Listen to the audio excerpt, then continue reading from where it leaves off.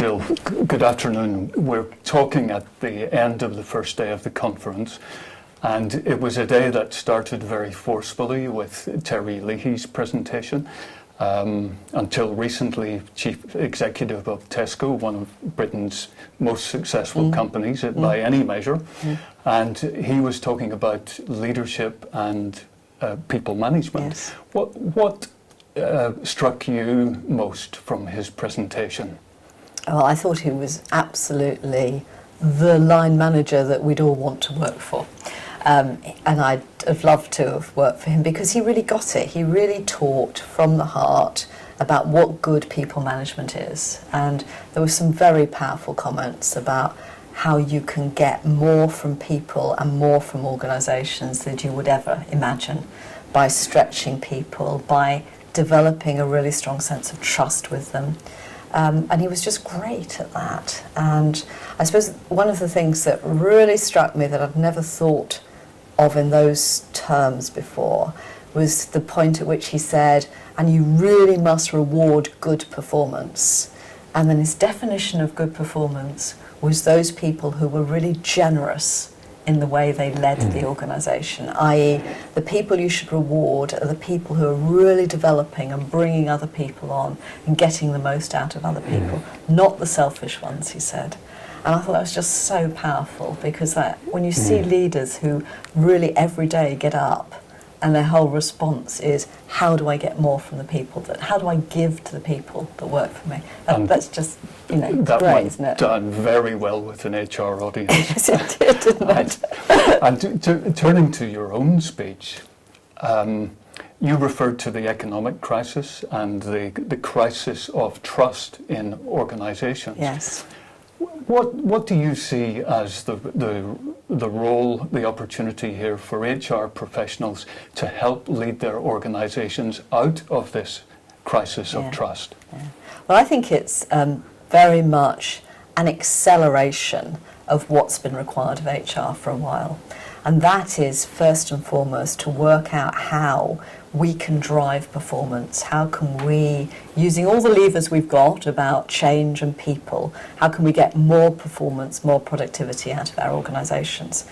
And I think this crisis is just bringing into really sharp relief in an accelerated way how HR needs to be at the heart of really balancing those business issues against people and productivity. And I think it's a real step up for us in terms of what managers and leaders are demanding of us actually at the moment. There's the challenge to everybody here. You also referred to the CIPD professional standards, Yes. and you've talked about global standards for a global profession. Yes. What sort of reaction have you had to the standards from HR professionals who perhaps come from other cultures, other parts of the world? Yeah, in fact, that's a very interesting question because we spent last night in a meeting with the international members who are here. And it was fascinating that when I went up and introduced myself and asked them, what were their big issues, it was exactly the same thing. It was about business understanding, driving performance, and it was about how you act in an international and global way. So it was the same issues, whether they were from South Africa or Singapore or from the States actually, or from Nigeria.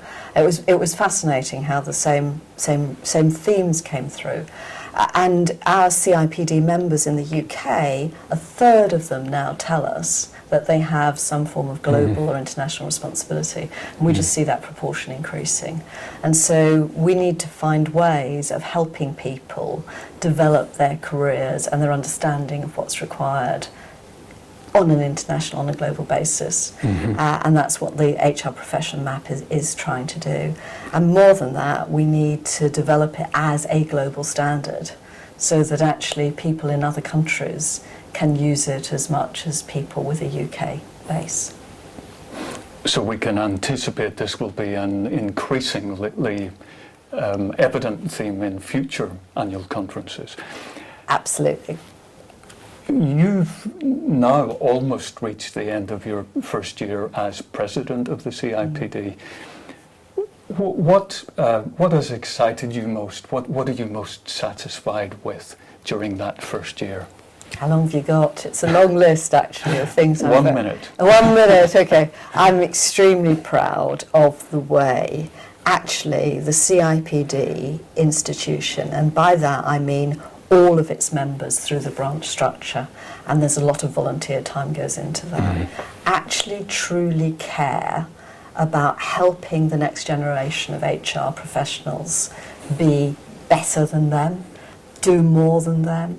It's this whole element of stretch and how do you actually create a function that's better. And I've always believed in this value of stewardship, that you need to leave something better than you find it. And I think the CIPD, the institute and what it's about, lives in that space. And so I'm very proud of that. Good luck for your second year and for the rest of the conference. I'm sure it's going to go very well. Thank you. Thank you.